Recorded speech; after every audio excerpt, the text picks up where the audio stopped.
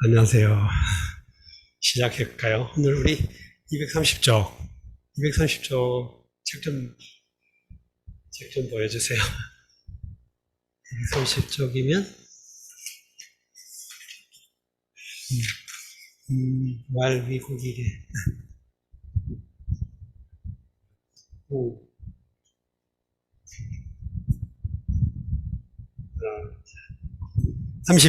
230쪽, 왈 위국 이래 언을 기언이 불량이라 시고로 신지호라. 앞에 이제 자로의 말에 대해서 증점이 남아있다가 자로의 말에 대해서 이제 그 공자의 평에 대해서, 반응에 대해서 이제 각각 증점이 나와서 물어보는 건데, 이렇게 어떤 의미에서 이제 이 전체 내용이 삼자자출 이후의 내용은 마치 군더더기처럼 느껴지는 느낌이 살짝 듭니다. 실질적으로. 만약에 이제 논어라고 하는 그 책이 쓰여진 또는 그 책이 통용되던 시기의 어떤 그런 언어 맥락이라든가 또는 그 감각을 생각해 보면 삼자자출 이후의 문장은 분명히 좀 끼어든 것 같은 느낌이 좀 드는 건 사실이에요. 그런데 이런 전승이 과연 없었나 하면 그것도 알 수는 없죠. 분명히 물론 후세에서 증자 계열을 공자와 이제 맹자 사이에 증자를 넣어서 자사로 이렇게 연결하려는 시도가 있었기 때문에 또 그게 또 주류를 이루어왔기 때문에 이 내용을 더 강력하게 부각했을 수는 있지만 그렇다고 해서 이런 전승의 뿌리 같은 거 또는 씨앗 같은 게 없었냐 그건 그렇게 부정하기는 또 어렵다는 겁니다. 우리가 신화적인 어떤 설화적인 이런 요소를 뭐 특대고 뭐 날조했거나 또는 조작했거나 이렇게 할 수가 없는 것이 아무리 허무맹랑한 이야기 같아도 그 안에 씨가 되는 뭔가는 분명히 있다고 볼 수 있거든요. 그러면 정점에 관련된 것도 아주 좀 부정하는 사람, 심지어 정점의 존재조차도 부정하는 사람들도 있는데 텍스트를 처음 접할 때 너무 그렇게 옥함의 면도날이란 말이죠. 옥함의 면도날처럼 조금이라도 의심스럽다는 걸 무조건 잘라내고 보는 이런 것도 이런 건 물론 과학 발전의 중요한 방법이긴 하지만 우리가 특히 고전 텍스트를 이해할 때는 반드시 그 방법이 좋은 그런 것 같지는 않습니다.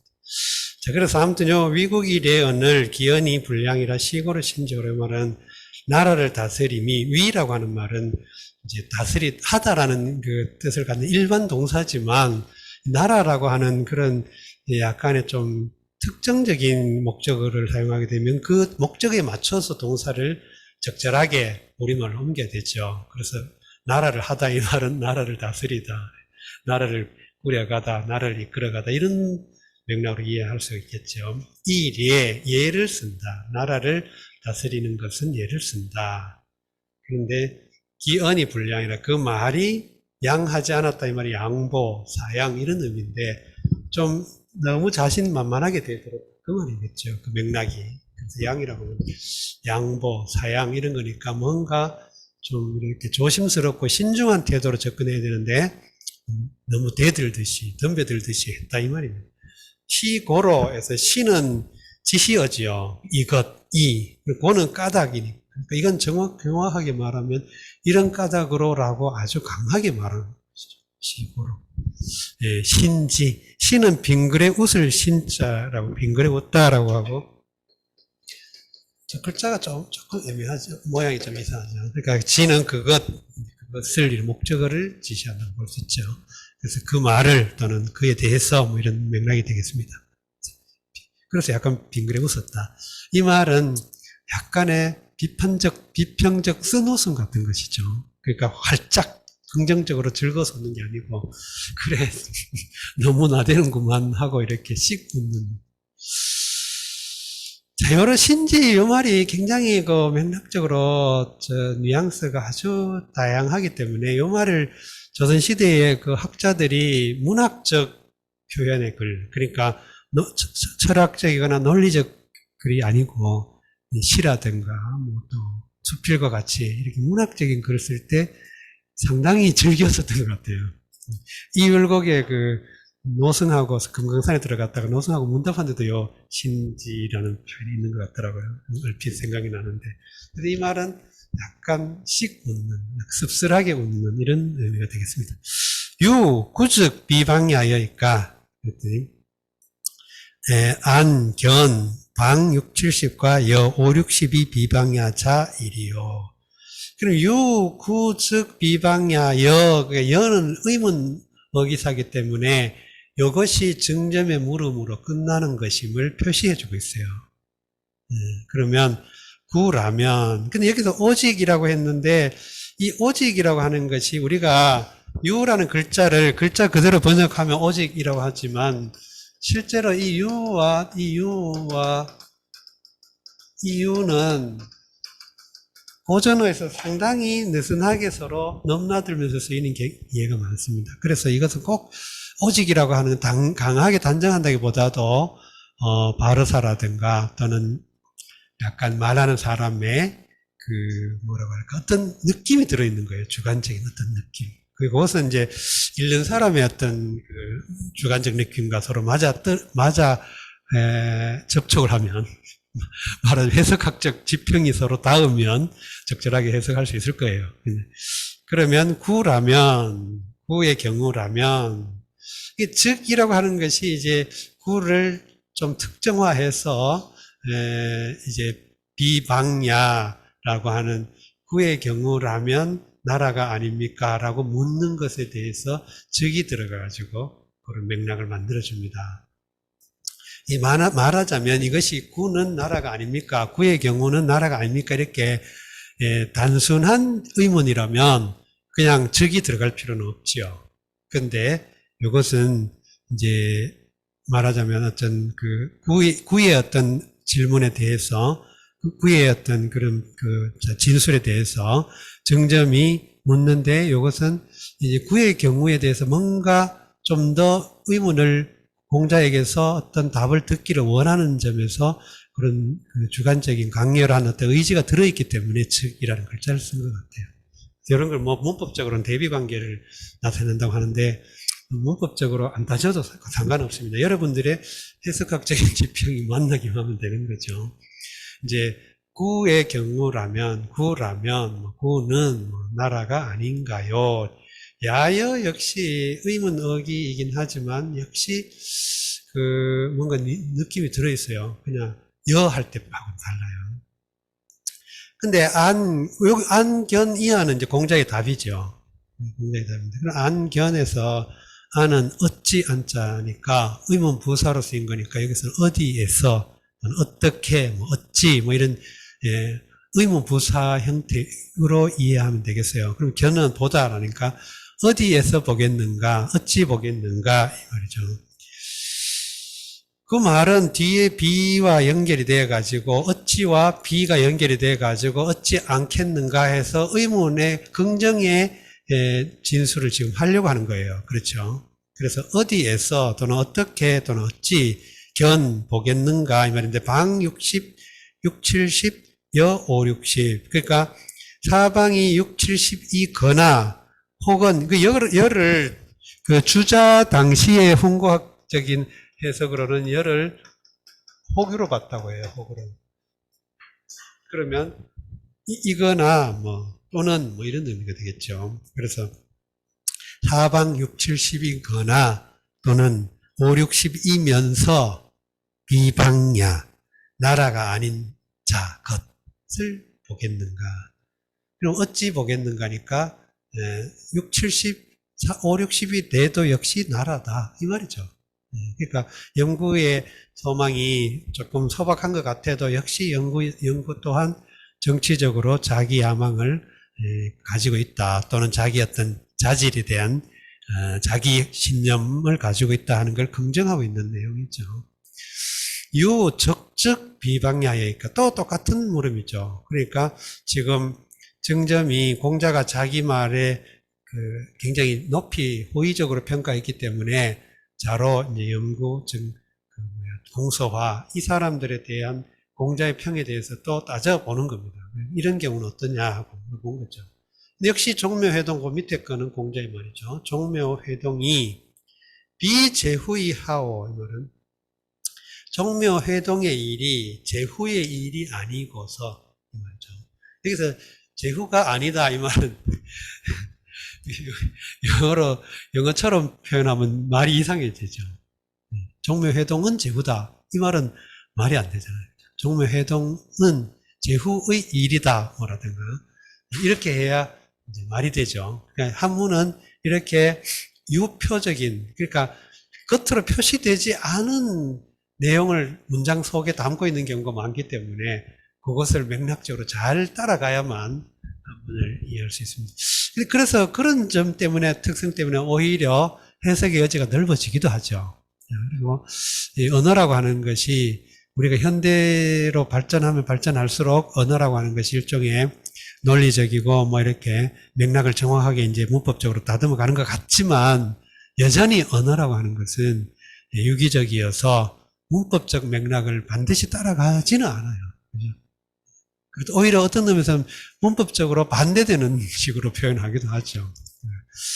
여기서는 어쨌든 종묘회동이 제후의 일이 아니면 무엇이냐, 뭐뭐가 아니면 뭐뭐이다. 여기서 하니까 무엇이냐라는 의문문이 된 것이죠. 적야 이 위지소이면 숙능위지되리요. 적이 작다고 여긴다면, 적의 경우를 적이 적다고 한다면, 이 소는 여기 지금 소상이 되겠다 하는 말에 대해서 지금 이제 평가한 건데, 요 소에 대해서 적의 소를 그냥 소라기보다도 적 공서화는 자기는 소상이 되고 싶다 이렇게 말했거든요. 그 말은 말하자면 서브하는 그 서브 리셉션 하는데 말하자면 주체가 아니고 보조하는 리셉션을 보조하는 사람이 되겠다, 그 일을 하겠다 이렇게 말했더니 이제 공자가 만약에 적이 소를 한다면 소가 된다면 이 말입니다. 적이 소상이 된다면 그 소상이라고 했죠. 본문에서는 적이 소상이 된다면 숙능위지대 누가 대상이 될 수 있겠는가? 다시 말해서 적의 경우는 스스로 소상이 되겠다고 말했지만 실질적으로는 적의 경우는 대상이 될 사람이다. 이 말에 뉘앙스를 담고 있다고 볼 수 있어요. 대상을 할 수 있다. 그러니까 공서적보다 종묘회동 같은데 공서적보다 더 적임자는 없다. 내가 알기로는 이런 맥락이라고 볼 수 있어요. 그러니까 공자가 공서적을 역시 높이 평가한 것을 알 수 있죠. 자, 전반적으로 그런 내용. 앞에 것과 이어서 다시 복습을 한번 해보십시오. 자, 우리가 이렇게 설명을 조금 차근하게 하려고 하다 보니까 이게 오늘이 벌써 5차시인데 진도가 좀 늦어지는 것 같아요. 그래서 좀 빨리 나가겠습니다. 안현 제12 바로 넘어갈게요. 안현이 문인한데 자이왈 극기복례이 위인이니 일일 극기복례면 천하이 귀인 언하나니 위인이 육이니 이유 인호제야. 안현이 인을 묻자온데 자에 가라사대 길을 극하야 예에 복홈이 인을 하여미니 일일의 길을 극하야 예에 복하면 천하의 인을 귀하나니 인을 하여미 길어 말미암나니 인을 말미암느냐. 자, 이어서 문장 다 들어갈게요. 안현이 왈 청문기목하노이다. 자왈 비례물시하며 비례물청하며 비례물언하며 비례물동이니라. 안현이 왈 회수불민이나 청사사의 롤이이다. 안현이 가로되 청컨된 그 목을 묻잡노이다. 자의 가라사대 예 아니어든 시치 말며 예 아니어든 청치 말며 예 아니어든 언치 말며 예 아니어든 동치 말을지니라. 안현이 가로되 회의 비록 민치 못하나 청컨된 이 말씀을 사홀이이다. 이게 아주 유명한 그야말로 그 공자의 인사상에 아주 가장 궁극적 경지를 표현한다라고도 하기도 하고 또 조선 시대까지 내려온 동아시아 유학 문화에서 아주 가장 그 중요한 가치, 개념, 이념이기도 하죠. 인이 어쨌든 공자 사상에서는 아주 핵심적인 그런 이념이라고 하니까 그 인에 대해서 설명한 여러 맥락이 있지만 그 맥락을 가장 높은 차원으로 승화시킨 것이 이 구절이라고 합니다. 그래서 이 문답에 대한 해석학적인 내용은 너무 많아요. 일단 내용을 한번 보기로 합시다. 안연문인. 안연이 인을 물었다. 안연이 인이 뭡니까? 라고 물었어요. 그랬더니 선생님 말하기를 극기봉례 위인. 요 말은 실질적으로 공자가 실질적으로 지어낸 말이라기보다도 이게 왜냐하면 여기 춘추 좌시전에도 요 말이 거의 비슷하게 나와요. 거기는 위라는 말은 없고 극기봉례 있냐. 여기서 고야 유지 극기봉례 있냐 이런 말이 그 좌전에 인용이 되어 있는데 이런 걸 봐서 이 말 자체는 공자가 만들었다고 하기는 좀 어렵다고 볼 수 있습니다. 그리고 그 맥락도 극기봉례라는 거 하는 것 자체는 자기의 어떤 사욕을 욕망을 버리고 보편적인 어떤 그런 질서라든가 가치라든가 이런 것들을 회복해야만 그 군주로서 인하다. 군주의 어떤 자질을 갖춘다. 이런 맥락으로 이제 설명한 거죠. 근데 그거를 지금 안연과 대화 속에서는 좀 더 철학적으로 지금 끌어올린 겁니다. 근데 여기서 위인, 극기봉례 위인, 이런 그 위는 물론 위가 일반적으로는 되다 하다 이런 의미로 쓰이지만 여기서는 극기봉례를 하는 것이 인이 된다 그러면 좀 이상하죠. 자기를 극복하여 예로 돌아가는 것이 인을 하는 것이다. 이렇게 물론 적극적으로 인을 하는 것이다 라고 할 수도 있어요. 그런데 이런 경우는 인이다 라고 우리가 일반적으로 뭔가를 명제를 정의 내릴 때 S는 P이다, S는 P이다 이런 식의 맥락 관계로 보아서 요 위를 계사 형식으로 처리할 수 있다는 거예요. 그럼 이러면 이다 정도 되겠죠. 극기봉례가 인이다 이런 정도. 그 예를 우리는 어떤 맥락에서 떠보면 춘추 좌시전에도 극기봉례는 인야라 이렇게 되어 있어요. 그러니까 위는 강한 의미로 번역하기는 좀 어렵다, 해석하기는 좀 어렵다 이렇게 볼 수 있을 것 같습니다. 그래서 극기봉례가 인이다 이 말이죠. 그러니까 수로로서 이다 뭐 이런 정도로. 일일 극기봉례 하루라도 극기봉례를 하면 천하가 귀인은 하나니 요 말이 가끔 오해해가지고 사람들이 약간 오해를 하는 경우가 있어요. 오해라기보다도 좀 약간 보통 일반적으로 번역 어떻게 하냐면 천하가 인으로 돌아간다 이렇게 해석을 합니다. 그러면 군주가 또는 내가 자기 어떤 천하라고 하는 것이 꼭 전 세계 all over the world 이렇게 말할 필요 없이 자기가 다스리고 있는 또는 자기가 주체인 세계를 뜻해요. 철학적 용어로 말한다면 세계. 그렇게 본다면 천하가 인에 돌아가 내가 하루라도 인을 극기봉례를 하면 내 세계가 인으로 돌아간다. 이렇게 본다는 거야. 일반적으로 그렇게 번역하는 경우가 상당히 많습니다. 천하가 인으로 돌아간다. 이런 식으로. 근데 이것을 가만 보면 언이라는 게 지시사를 안고 있다 그랬죠. 지시 내용을. 그러면 뭐뭐에 이런 의미인데 그 애는 어지처럼 어지나 어시처럼 누구누구에게 무엇을 또는 그에게 뭐 이런 의미의 대상을 가져요. 지시 대상을 가지고 있는 그 전치사 더하기 지시사 이런 게 우리가 보고 있거든요. 언의 어떤 일반적인 문장 끝에 나오는 언이 가지는 일반적인 기능을 지시사 더하기 대명사 이런 형태로 본다는 거예요. 전치사 더하기 지시사 같은 형태로. 그렇게 본다면 천하가 주어죠. 일단 천하가 주어고 귀가 돌아간다 또는 돌린다라고 하는 자동사건 타동사건 어쨌든 동사인데 문제는 인이라는 게 목적어니까 이건 타동사일 수밖에 없죠. 그러면 천하는 인을 돌린다, 돌려준다, 돌아간다. 물론 돌아간다라고도 말은 돼요. 근데 거기에 돌아간다 이 말인데 거기에 천하가 인에 돌아간다 하면 은이 필요가 없죠. 의거나 야거나 여거나 이렇게 써야지 은을 쓸 필요는 없어요. 근데 은을 썼다는 거는 지시사가 있기 때문에 이 지시는 앞에 나왔던 걸 한 번 더 쓰거나 할 수밖에 없죠. 우리가 지시를 전혀 모르는 대상을 지시하지는 않으니까 언어 속에서. 그렇다면 요거는 일일 극기봉례 한 사람을 지시할 수밖에 없는 거죠. 문장상. 그 일일 극기봉례하면 천하가 그에게 일일 극기봉례한 사람에게 인을 돌린다 그 말이에요. 그렇다면 이 귀라고 하는 건 돌린다는 말을 인을 돌린다라는 말은 그 사람을 인이라고 인정해준다, 인하다고 인정해준다 이런 의미라는 거예요. 그래서 주석에도, 주자의 주석에도 이걸 허 또는 여 이런 의미로 봤죠. 허 또는 여. 그러니까 허나 여는 그렇다고 인정해 주는 거예요. 그럼 이 사람이 인하구나 하고 인정해 준다. 자, 그래서 하루라도 극기봉해를 하면 천하가 그에게 인을 인정해 준다. 그가 인하다고 인정해 준다. 이 말이 되는 거죠. 위인이 여기 위는 동사예요. 그러니까 인을 한다라는 적극적인 동사가 되죠. 그럼 인을 하는 것이 육이 나를 말미암는다. 나 자신에게 달려있다.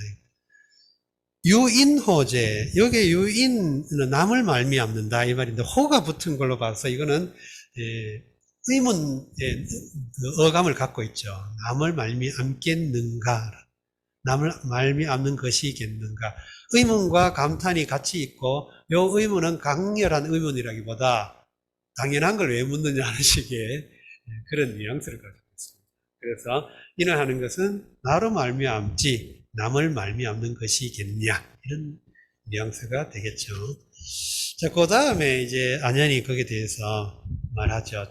청문기목, 목록, 항목을 묻겠습니다. 청은 간투사, 상투적으로 표현하는 것으로서 겸손하게, 공손하게 뭔가를 상대방한테 요구할 때, 일본어를 공부 좀 해본 사람들이, 일본어는 두 마디만 하면 먹고 산다고 하는 말이 우스개로, 도조라는 말과 도모, 이 두 가지만 알면 대충 통한다, 이런 말이 있을 정도인데, 이 도조에 해당하는, 영어로 말하면 please, 도조, 불어로 말하면 s'il-vous-plaît, 이런 말이죠. 그런 것처럼 해주세요. 이렇게 할 때 굉장히 겸손하게 청합니다. 청한다는 말은 안 해줘도 되는데 해주십시오 이런 말이 그런 뉘앙스죠. 해주십시오라고 이게 강하게 요구하는 거예요. 그래서 청문기목 그 항목을 세목을 묻기를 청합니다. 묻는 것도 허락해 달라 이런 말이죠. 그랬더니 비례물시, 비례물청, 비례물동, 비례물언. 자, 요 문장은 간단하죠. 이런 구조죠. 뭐가 아니면 뭐 하지 말라. 물은 금지 조동사라서 아주 강한 의미를 가지고 있어요. 뭐 하지 말라.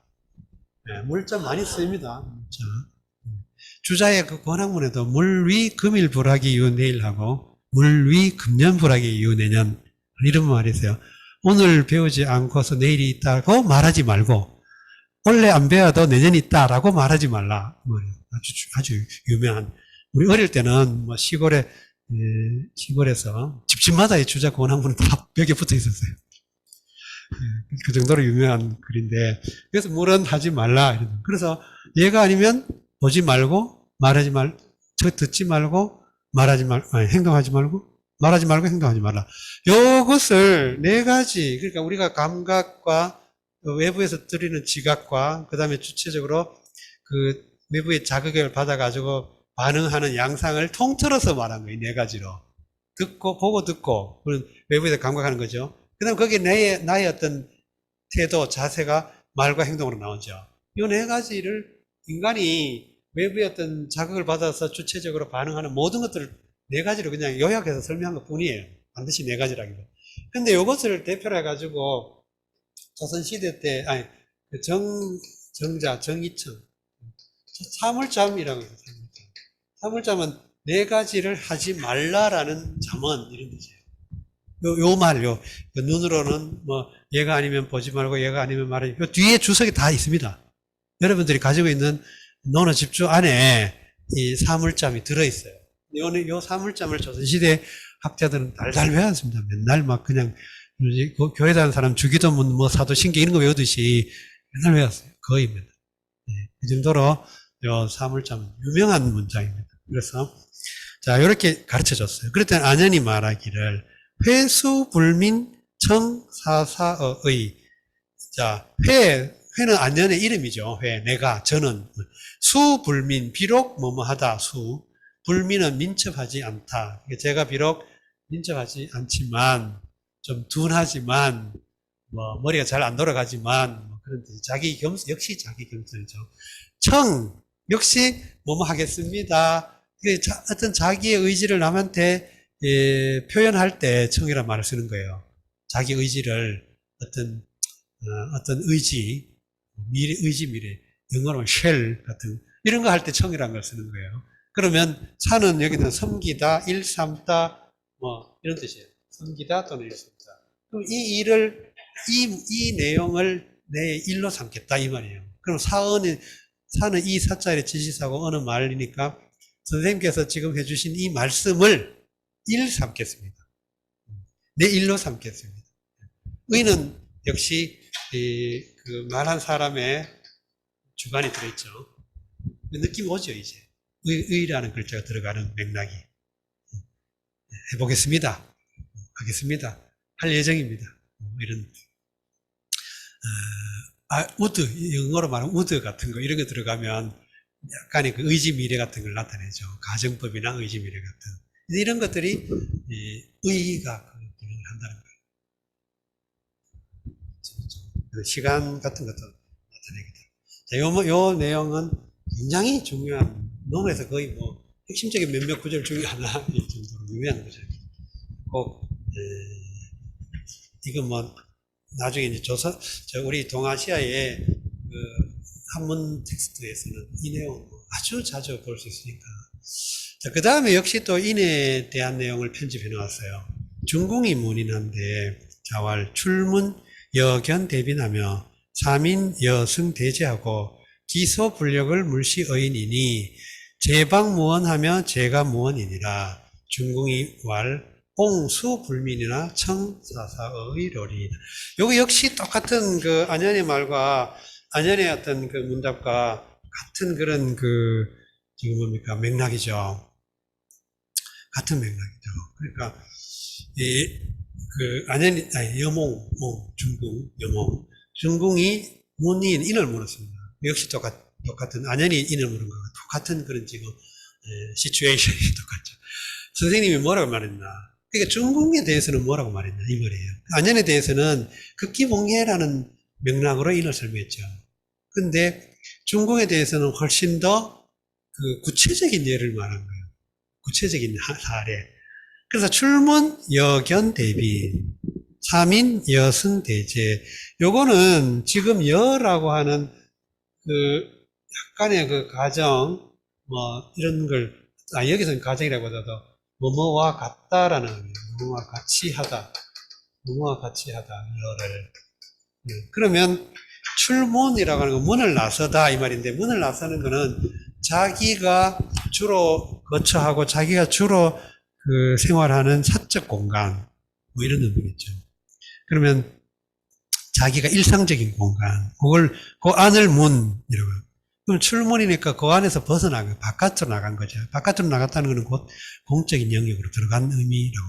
아니면 더 넓은 공동체, 동아리, 소사이어티로 나갔다는 거죠. 그러면 대빈을 본 듯이 하다. 뭐뭐와 같이 하다 하니까 본동사가 필요해요. 본동사. 그래서 본동사가 견이죠. 보다. 그럼 본 듯이 하다. 이렇게 된 거죠. 보듯이 하다. 뭘 보듯이. 견이 보다. 그럼 대빈이니까 빈은 손님 빈자인데 대빈은 아주 중요한 손님, 큰 손님. 우리 지금은 손님에 대한 문화가 굉장히 사라져 희미해져 버렸는데, 사람 만나도 뭐 도리어 만나는 게 짜증나고 뭐 이런 게, 옛날에는 인간 인적 교류가 굉장히 드문 시기에는 손님이 굉장히 중요한 존재였어요. 왜냐하면 새로운 정보도 알 수 있고 또 뭐 어쨌든 인적 교류를 맺어놔야만 살아가기 훨씬 좋으니까, 남이 왔을 때 손님을 접대하는 건 굉장히 중요해요.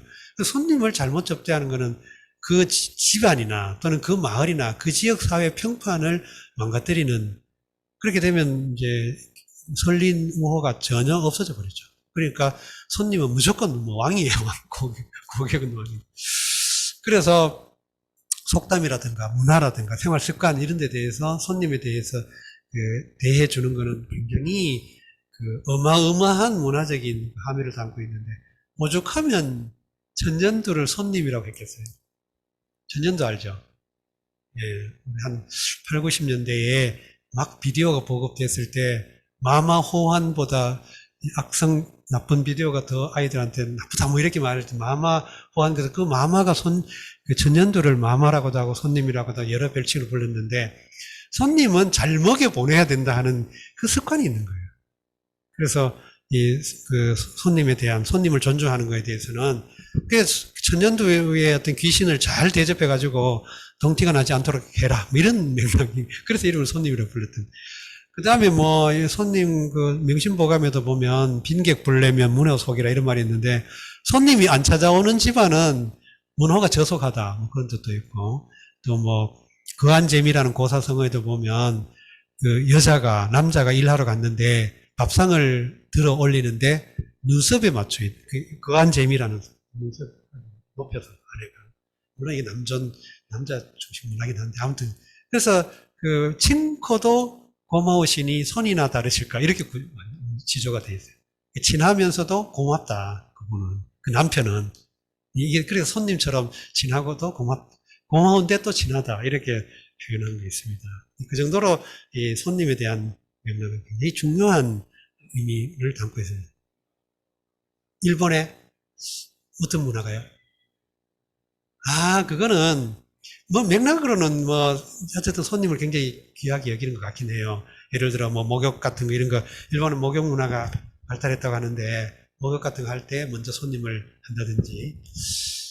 근데 이제 우리가 이게 조금 문화적인 이야기는 깊이 들어가기는 좀 합니다만 그렇다고 뭐 일본을 뭐 우리가 또 비하할 필요는 없지만 느낌이 많이 다른 것 같아요.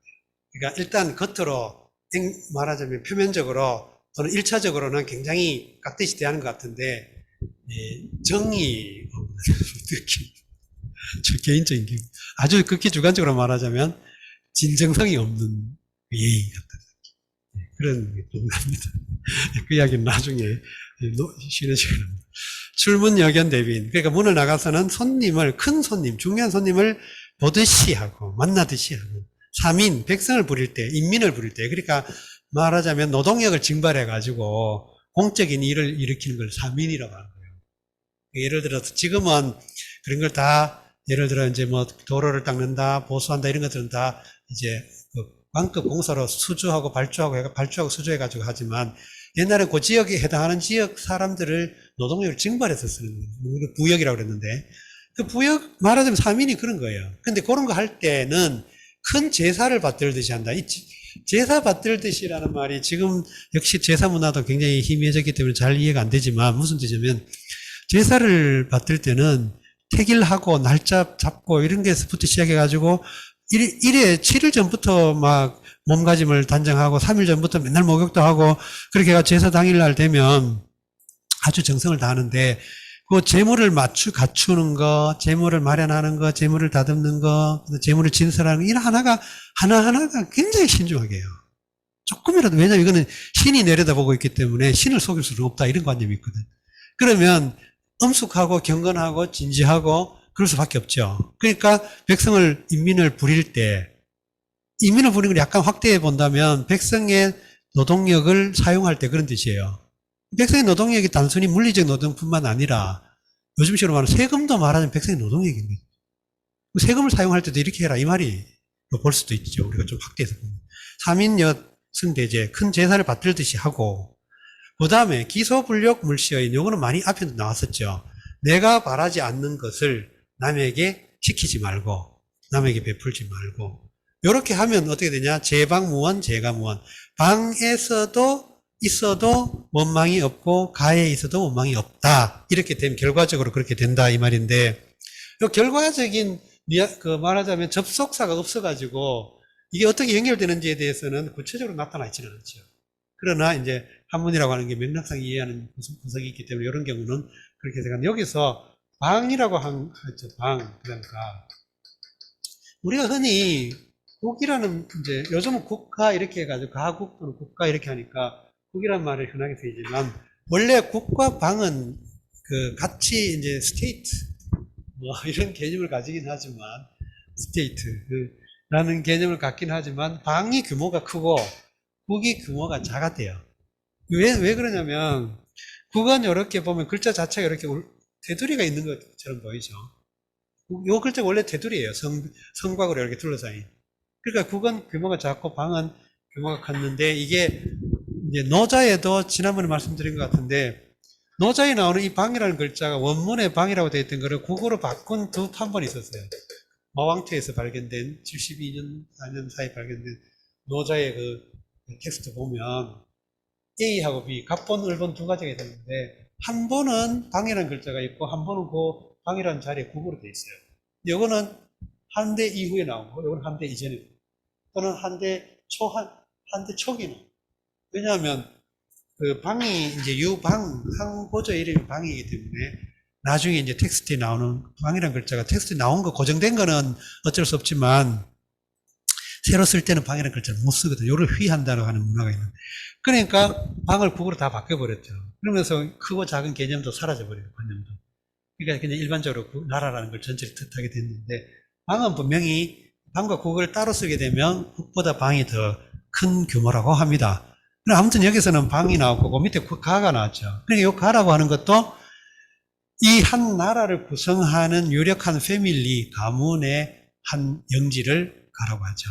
그 가문을 소유한, 영지를 소유한 패밀리를 가라고 합니다. 그 가에서도 원망이 없다. 그 가에서도 어떤 공적인 일을 하거나 행동을 할 때 원망하는 사람이 없어. 더 큰 규모의 나라에서도 어떤 일을 하면 원망하는 사람이 없어. 이렇게 되면 인한 거다. 이런 게 바로 인한 거다. 이렇게. 이런 결과까지 가는 거. 출문부터 시작해가지고 이 경지까지 가는 거. 이게 인이다. 그래 중궁이 옹수불민이나 정사사의 롤이다. 제가 비록 민첩하지 못하지만 지미하지만 이 말씀을 열심히 지키겠습니다. 따르겠습니다. 역시 그 안내가 대답한 것 똑같은 방식으로 텍스트가 이루어져 있죠. 이런 것들이 텍스트가 나중에 편집되는 과정에서 약간의 그 뭐라고 할까 일관성, 논리적인 일관성을 갖추는 그런 방식입니다. 왜냐하면 안연의 그 문답과 안연과 문답과 염원과의 문답이 동일한 시기에 이루어졌다고 보기는 어렵죠. 뭐 그걸 장담할 수가 없어요. 동일한 게 했다 할 수도 있고 안 했다 할 수도 있는데 반드시 했다고 할 수는 없기 때문에 이런 맥락이 인에 관련된 문답이 담론이 있을 때 그 인에 관련된 담론의 전승을 다 모아가지고 편집하고 배열할 때 이런 식으로 재편집을 하게 되거든요. 이런 것들은 우리가 당연한 말이죠. 그래서 똑같은 방식으로 그 텍스트 양식이 이루어졌다 이렇게 볼 수 있습니다. 이런 것들이 지난번에 말했던 양식사학이라고 하는 양식.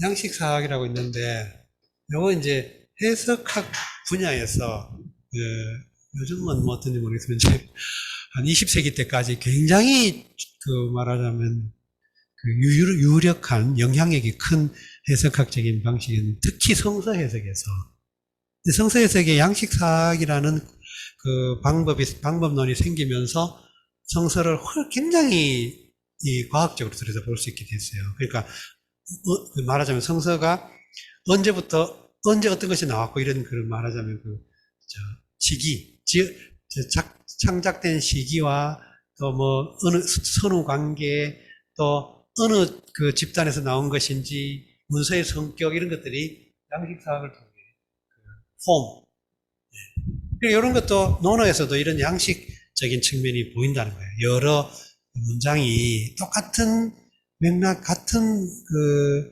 뉘앙스와 맥락을 담고 있으면서도 표현이 달라지는 것들은 결국 양식의 차이라고 하는 거죠. 양식의 차이가 왜 생기느냐? 이거는 기록된 시차가 다르거나 전승된 시차가 달라가지고 나중에 편집되는 과정 속에서 그 양식의 차이를 드러내 보이고 있다 이런 이야기죠.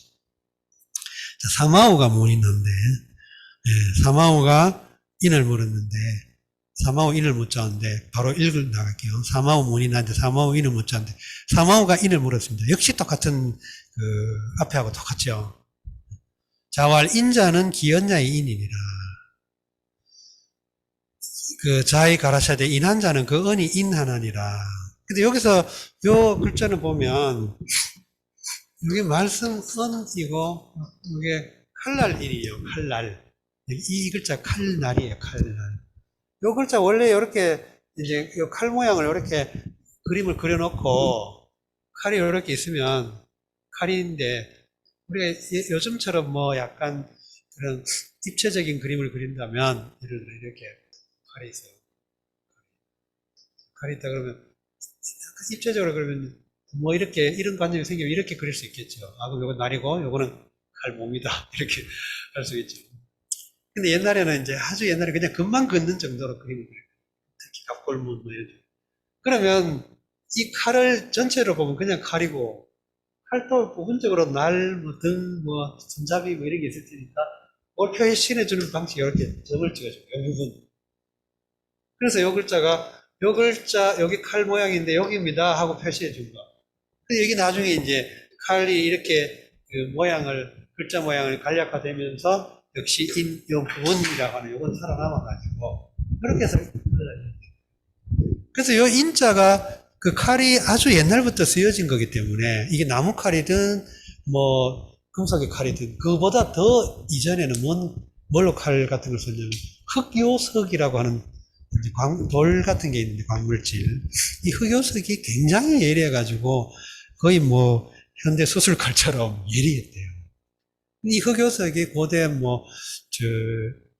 베링해 뭐 그런 걸 사이에 두고 엄청 요즘식으로 말하면 국제적 거래도 이루어졌다는 거예요.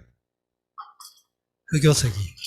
그 정도로 흑요석이 굉장히 옛날에는 무기라든가 뭐 이렇게 일종의 그런 칼과 비슷한 도검으로 쓰이는 굉장히 중요한 그런 광물질이었대요. 그러니까 그런 걸 사용했던 흔적이 이제 그게 인이라고 하는 글자가 대표성을 띠게 된 거예요. 이걸 칼라를 인으로 부르면서 인이라고 하는 글자의 발음의 대표성을 띠게 된 거죠. 이 글자가. 발음 기호로서.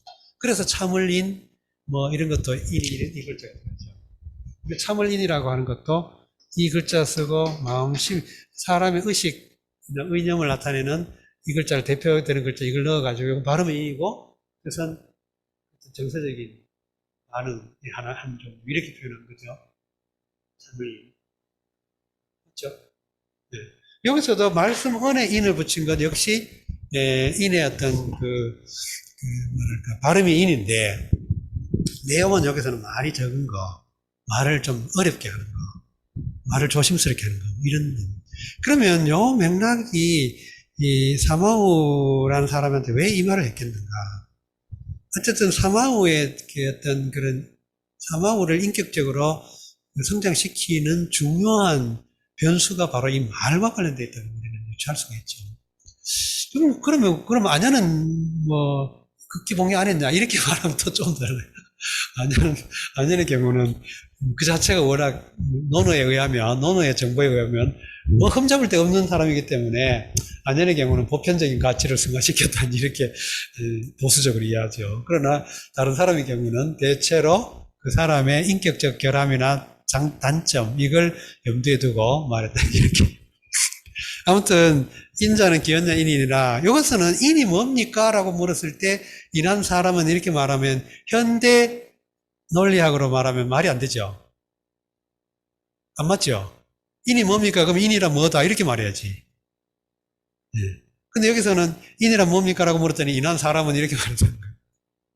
이것도 맥락적으로 이해할 수가 있겠죠. 인한 사람은 말하는 것이 그 말이 참는다, 조심한다, 말이 적다, 뭐 좀 약간 과묵하다, 뭐 하고 싶은 말을 다 하면 안 된다 이 말이죠. 특히 말로 실수를 많이 하기 때문에 말 실수는 뭐 그렇죠. 말로 그냥 다 말로 실수하죠.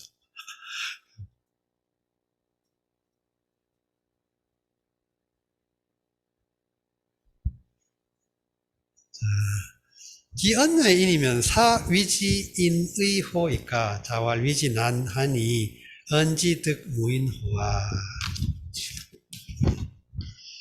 가로되 그 언이 인하면 이 인이란 이르리까 자의 가라사대 위홈이 어려우니 언홈이 싫어검 인치 아니랴.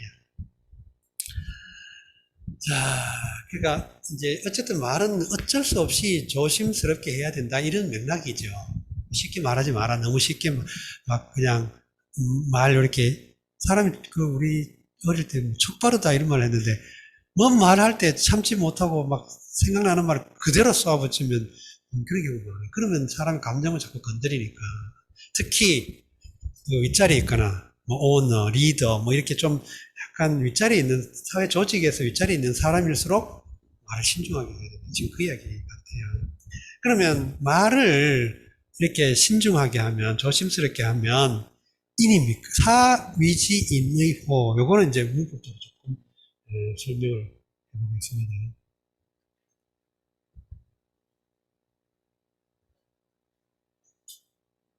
사, 위, 지, 인, 의. 사는 앞에 것과 시간이나 인과 이런 관계로 굉장히 밀접할 때 이 사자를 많이 써요. 물론 지시사이긴 하지만 예를 들어서 여기 경우에는 뭐뭐 하면 이해 이런 느낌. 말을 조심스럽게 하면 바로 그것이 바로 이런 사가 그런 뉘앙스를 가지고 있습니다. 뭐뭐 한다면 곧 뭐 이런 식. 말을 신중하게 하면 곧 뭐 이런 식. 그래서 사는 곧 이것이 이렇게 사가 이렇게 뉘앙스를 가지고 있습니다. 역할을 합니다. 위라고 하는 말은 일컫다, 말하다, 평가하다, 정의 내리다 뭐 이런 역할의 의미가 그것이 목적어죠. 그 기언냐 인 요걸 가리키죠. 지시. 그것이 인이다라고 하는 보어가 되죠. 보어. 그럼 이것을 인이라고 할 수 있다. 이것이 인이라고 한다. 라고 할 수 있느냐는 의와 호는 역시 어기사가 되고 의는 말한 사람의 주관성 또는 판단 또는 추측 이런 양상을 갖고 호는 의문의 어기를 갖지요. 그래서 이 말을 조심스럽게 하며 이에 곧 인이라고 할 수 하는 것인가요? 뭐 이런 식이에요. 인이라고 할 수 있나요? 뭐 이런 식의 뉘앙스를 가지려고 볼 수 있겠습니다. 그랬더니 자왈 선생님이 대답했죠. 위진한 그렇게 하는 것이 어렵다. 그 일을 하는 것은 어렵다. 그러니까 말을 이렇게 신중하는 것 자체가 어렵다. 언지 득무인호 언지 득무인호 말이 여기서 말은 일종의 말을 같은 우리말로 한다면 말을 이런 뜻이에요. 목적어 지시 같아요. 근데 여기서 이제 언과 그 다음에 이어지는 이제 동사 수로 관계 사이를 이제 바로 연결하려고 지를 썼어요. 그거는 이제 무득 득무인호하고 언지 득무인호는 완전히 역할이 다른 거예요. 말 문장의 어떤 문맥이나 뉘앙스가 달라지는 거예요. 그는 이제 득무인호 무인 이런 말을 해버리면 그렇게 말하기도 조금 어렵지만 그렇게 말한다고 하면 사실 진술처럼 들려요. 팩트처럼. 아니면 정의처럼. 근데 언지 득무인호 이렇게 함으로써 그 무인과 언 사이의 연결 관계를 밀접하게 만들어줘요. 그러니까 한 덩어리로 부처럼. 그러면 득은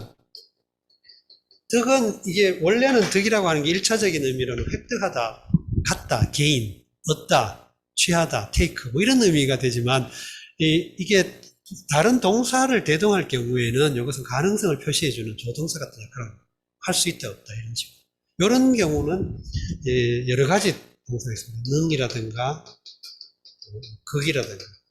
특히 이 극은 그 논어 맹자 훨씬 이전의 그 텍스트들 예를 들면 서경이라든가 뭐 시경이라든가 이와 같이 주역 같은 이런 논어 맹자 이전의 텍스트는 극을 많이 씁니다.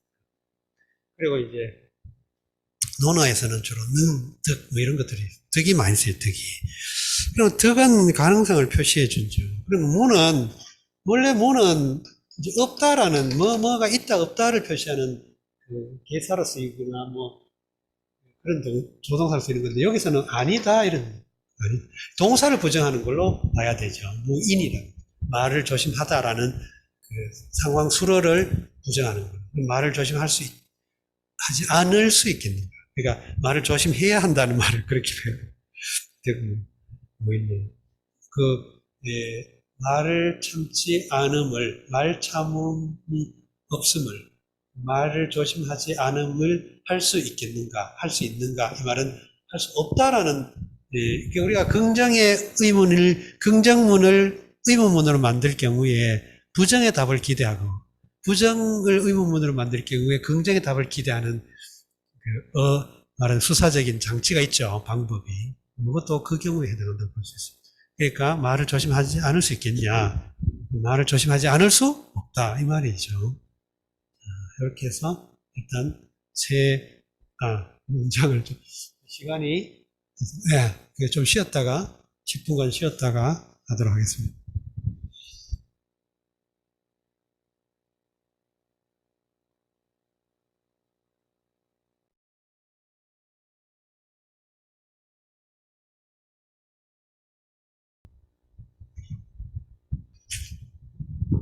다음 문장 계속 읽어 나가겠습니다. 사마우이 문 군자한테 자이왈 군자는 불우불구이니라. 사마우이 군자를 묻자온데 자이 가라샤대 군자는 우치 아니하며 구치 아니하나니라. 사마우가 군자를 물었습니다. 군자가 뭐냐라고 물었죠. 그랬더니 군자는 불우불구한다. 군자는 근심하지 않고 두려워하지 않는다. 이런 사람이다. 이런 사람을 군자라고 한다. 군자는 이러하다. 이렇게 된다. 뭐 이런. 이게 이제 된다, 하다, 뭐, 이런 거는 맥락상으로 우리가 받아들일 수밖에 없죠. 이 문장 자체에는 그런 시간적, 그러니까 시제나 시상이 안 나타냈죠. 한 번은 지난번에도 말씀드렸듯이 시제나 시상을 나타내는 방식이 굉장히 약화해 있는, 이걸 맥락으로 이해할 수밖에 없는 그런 구조를 가지고 있다고 합니다. 근데 사마우가 이렇게 물은 이유가 있어요. 군자를 물었는데 공자가 이렇게 대답하는 이유가. 그건 왜냐하면 사마우의 형제가 아주 포악한 사람으로 알려진, 형제 때문에 사마우가 굉장히 그 심적인 고통을 많이 겪은 그런 에피소드가 있거든요. 사마우의 어떤 개인적인 그런 그 삶 속에는 실존적인 고뇌 중에 하나는 형제로 인한 고뇌가 굉장히 컸기 때문에 아무리 그 나쁜 형제라도, 싸가지 없고 막 포악한 형제라도, 어쨌든 형제가 막 지긋지긋해서 저 자식 저거 죽었으면 좋겠다 이렇게 생각하다가도 막상 형제가 없으면 또 마음이, 형제가 어떤 사고를 당했거나 어떤 처벌을 당했거나 해가지고 없어지면 마음 상실감은 또 크죠. 그게 인지상정이죠. 그러니까 아마 사마오도 그걸 염두에 두고 이렇게 말했던 것 같아요. 왈, 불우불구이면 사위지 군자 의호일까? 이것 똑같은 문장 구조죠. 불우불구. 만약에 근심하지 않고 두려워하지 않는다면 이에 곧 바로 그를 군자라고 할 수 있습니까? 있겠네요. 있나요? 이렇게 물었죠. 그랬더니 선생님이 자왈 내성불구 언이 부하우하고 이리요. 내성불구, 요거는 문장이 지금 조금 복잡해요. 문장은 간단하게 하고 뜻도 간단하긴 하지만 사실 문장 구조는 조금 우리가 따져볼 필요가 있어요. 내성, 요게 말하자면 동사죠. 안으로 살피다. 안을 살피다.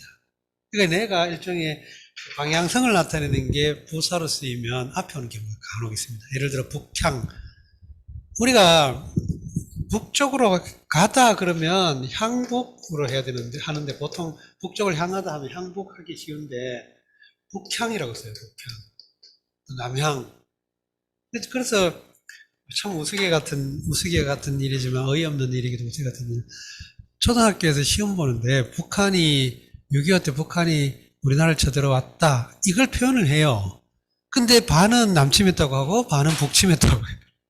그래가지고 뭐 이제 틀렸다고 그랬거든. 뭐 예를 들어 남침이 우리 보통 공식적으로 쓰니까 이제 북침하고 쓴 애들 다 틀렸다 했더니 애들이 따지러 왔어요. 왜 틀렸습니까? 그럼 네 뭐라고 썼냐? 그러니까 북쪽에서 쳐들어왔잖아요. 그랬다고 그래. 그러면 남침이라고 해야지. 그러니까 북쪽에서 쳐들어온 거니까 북침이 맞지요. 이렇게 했다는 거예요. 근데 실제 있었던 일이에요. 실제 있는 일.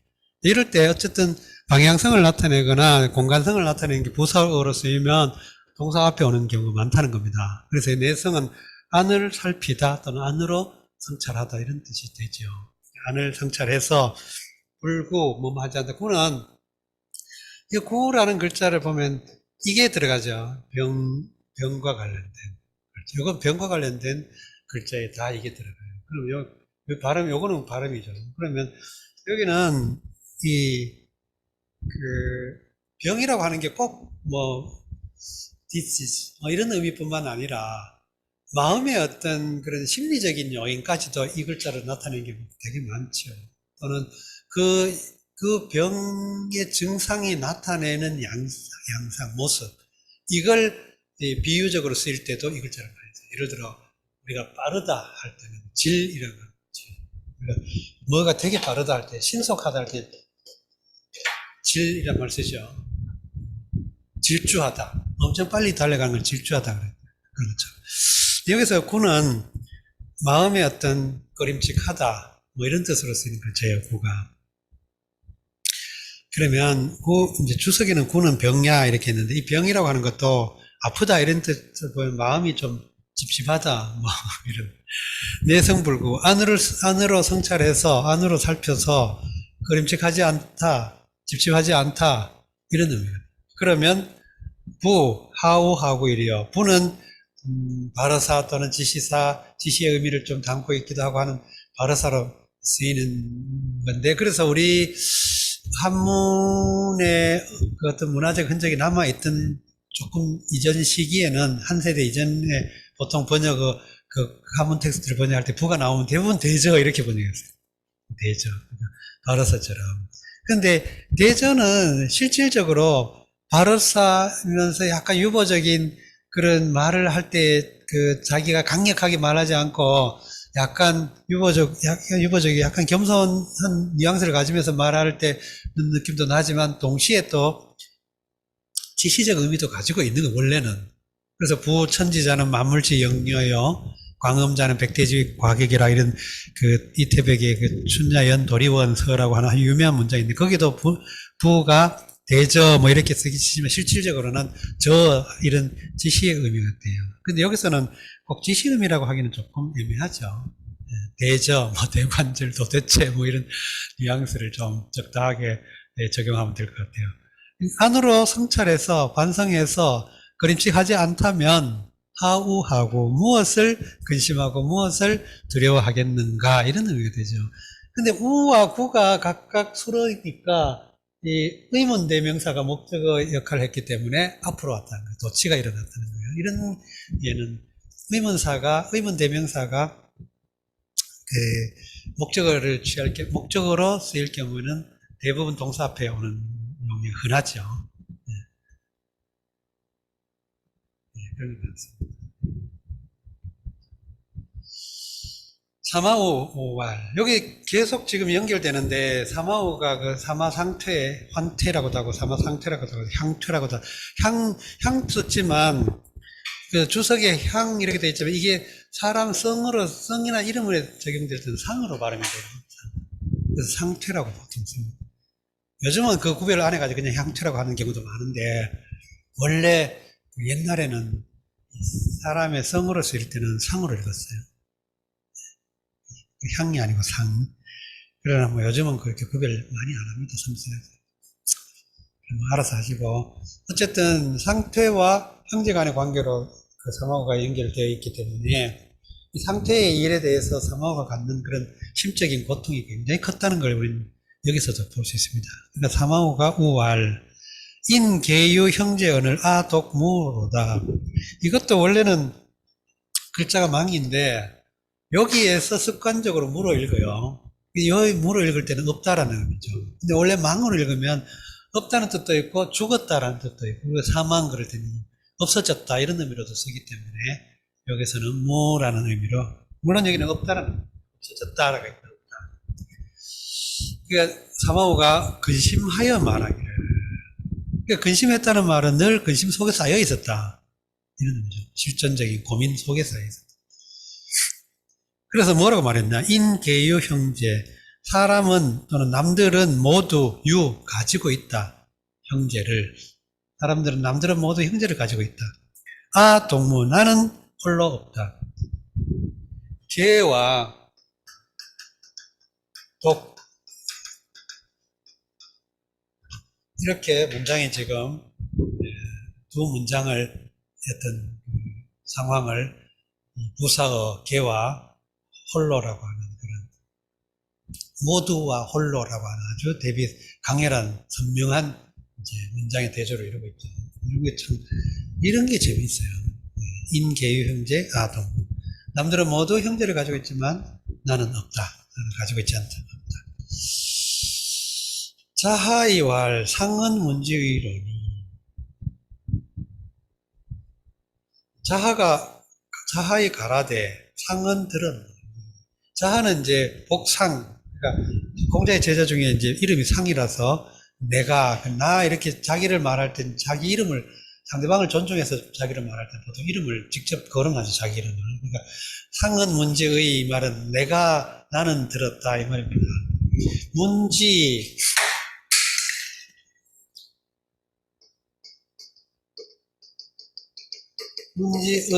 자, 문은 듣다라고 하는 타동사죠. 목적어를 취하는 동사죠. 그러면 뭐를 들었다라고 해야 되잖아요. 그죠? 나는 보았네. 뭘 봤어? 이렇게. 나는 들었어. 뭘 들었어? 이렇게 우리가 당장에 이 듣다라고 하는 동사에는 반드시 뭐를에 해당하는 목적어가 필요하기 때문에. 근데 여기서 목적어를 구체적으로 지금 바로 말 안 하고 앞이나 또는 뒤에 말하는 것으로 지시를 하기 때문에 지라고 표현했던 거예요. 나는 들었다.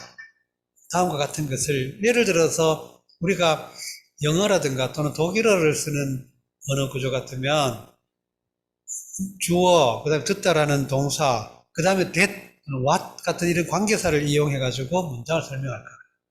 그러니까 여기 우리말이나 한문에는 그런 관계사라는 것이 없기 때문에 여기는 그냥 이렇게 단문처럼 문지의 해가지고 한 단락으로 맺어버리고 그 뒤에 실제 들은 내용을 지금 설명하고 있는 거예요. 자, 근데 지는 역시 이제 앞으로 어쨌든 목적어 지시 대명사로서 목적어 역할을 한 거로 앞이든 뒤든 나올 거예요. 근데 의는 들었다라고 하는 행위가 완료된 행위야. 그렇죠?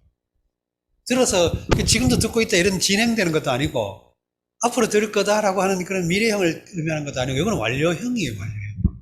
과거 완료형.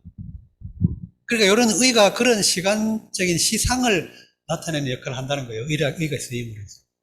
의가 쓰임으로써 시상도 나타낼 수 있다. 이런 거. 시제와 시상이 좀 사실은 구별해야 되지만 중고등학교 그 영어 수준에서는 시제 시상을 특별히 구별을 안 해서 쓰는 이해하는 것 같으니까 일단 말하자면 자, 나는 들었어. 다음과 같은 것을 이 말입니다. 뭐냐? 사생유명 부기제천. 사와 생이 명이 있고 부기제천, 부와 기는 하늘에 있다. 그 사생유명 부기제천, 이거는 막 명심보감에도 나오고 굉장히 유명한 말이에요. 특히 부기제천, 사생유명 이런 것들은. 이게 논어에 지금 어원 출전이 논어에 있는데 이 명심보감에도 있고 또 우리 일상에도 많이 쓰이는 사생유명. 그러면 삶과 죽음은 명이 있다. 명이 있다. 삶과 죽음에는 명이 있다. 그러니까 살거나 죽거나 하는 건 다 팔자소관이다. 팔자소관이다. 그 다음에 부기는 제천, 하늘에 있다. 이 하늘에 있다는 말은 부하거나 귀하게 되는 것은 인간의 개인적 노력만 가지고 되는 거 아니다. 이거는 상황성이 다른다. 예를 들어서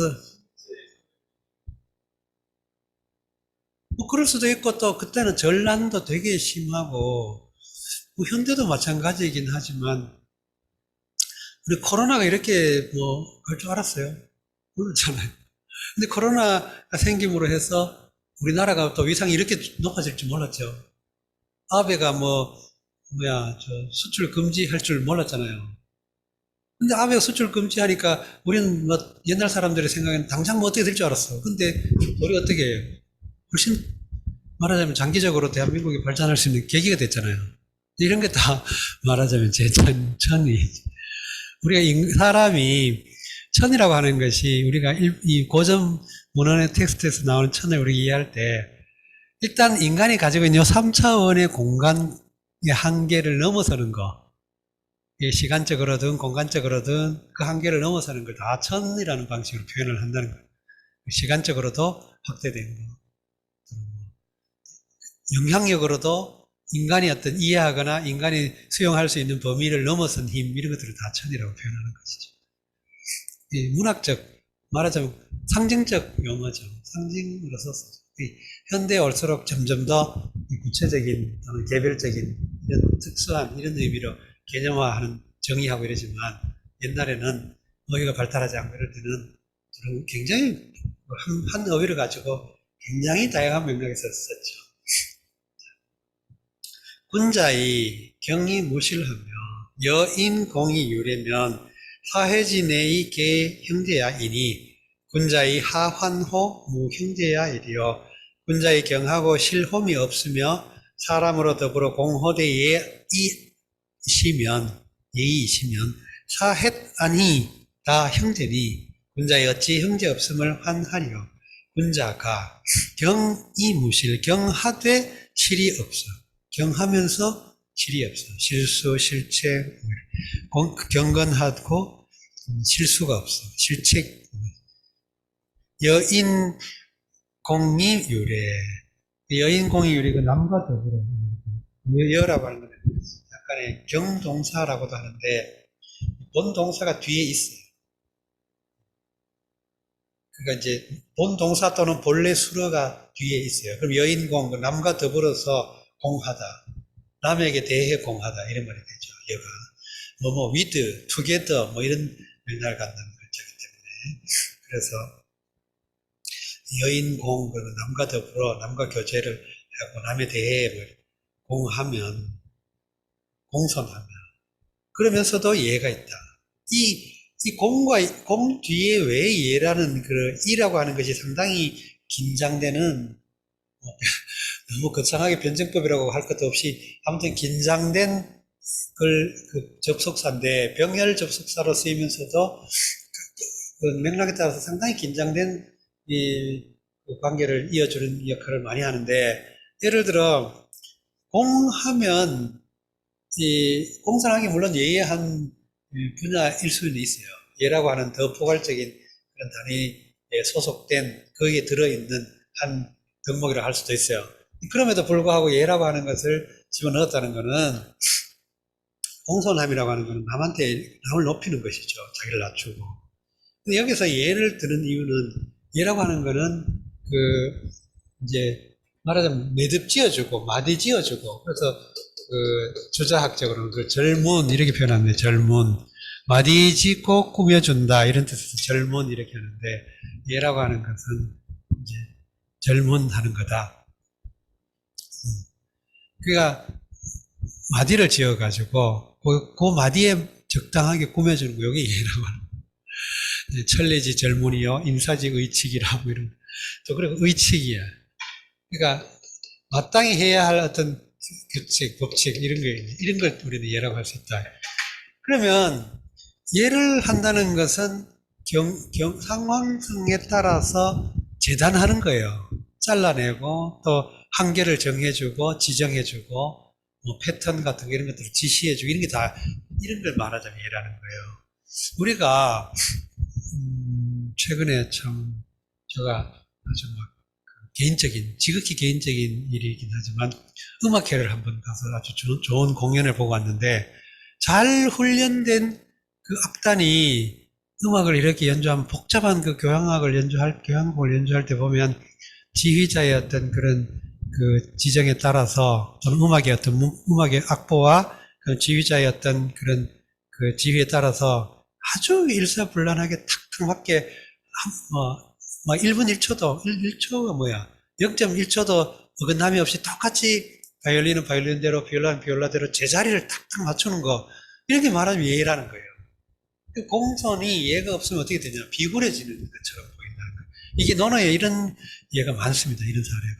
예를 가지고 적절하게 규제하지 않으면, 검속하지 않으면 폐단을 갖게 된다는 거예요. 우리가 중용이라고 하는 논리가, 이건 이제 사서에 나오는 중용은 굉장히 좀 형이상학적인 맥락까지 담고 있지만, 아리스토텔레스 윤리학에서 중용론을 이야기하죠. 메소테스라고 하는 중용 이야기를 하는데, 거기 보면 용기라고 하는 덕목은 만용과 비겁의 중간이다. 뭐 이런 식으로 이제 설명을 해요. 그러면 그거는 이제 적절함 같은 것이죠. 말하자면 적합함 또는 적절함. 그럼 예라는 게 말하자면 그렇게 이해할 수 있죠. 우리가 일상에서. 그리고 공손하되 적절하게 해야 된다는 거예요. 공손이 지나치면 과공비례 이런 말 쓰잖아요. 공손함이 지나치면 이해가 아니다. 그 다음에 그렇게 한다면 그러면 그런 경우는 사해진의 계형제야. 사해안이 이거 일단 명사구가 사해와 안이라고 하는 명사구가 주어 역할을 했죠. 사해안이 계형제 모두 형제이다. 사해안이 형제이다. 군자 하환호 형제야. 군자가 어찌 형제가 없음에 근심하겠는가. 환 근심하다 어찌 하환 어찌 여기는 무엇을 근심하다가 아니고 부사예요. 여기 동사고 그 뒤에 목적구가 나와요. 요거는 어찌라고 하는 의문 부사고, 그럼 요거는 의문 대명사가 아니고 의문 부사라는 거예요. 앞에 하우 하구에는 의문 대명사였어요. 그럴 때는 무엇을 근심하고 무엇을 두려워하냐라고 할 때는 이렇게 하는 의문 대명사, 어찌 어떻게는 의문 부사 이런 거죠. 그래서 여기는 어떻게, 어찌, 왜, 무엇 때문에 뭐 이런 뜻이고 뭐를 근심하다. 근데 여기서 호라고 하는 전지사 같은 게 나왔는데 이 역할을 하는데 이 호가 어의 역할을 한다는 거예요. 뭐처럼 뭐에 대해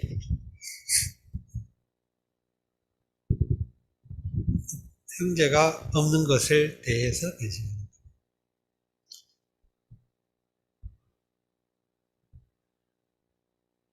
근데 요것도 문법 학자에 따라서는 도치한 거 아닌가 이렇게 볼 수도 있어요. 아마 너 뭘 근심하느냐, 형제가 없으면, 뭐 이렇게 볼 수도 있겠죠. 그러나 일반적으로는 형제가 없는 것에 대해 무엇을 어찌 근심하느냐.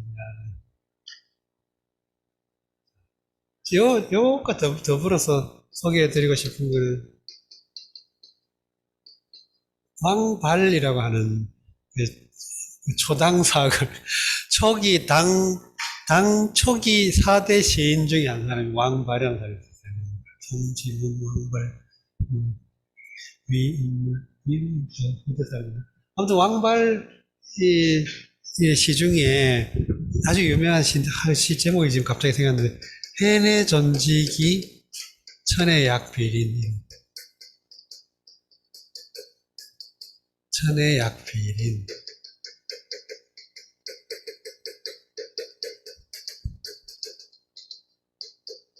네.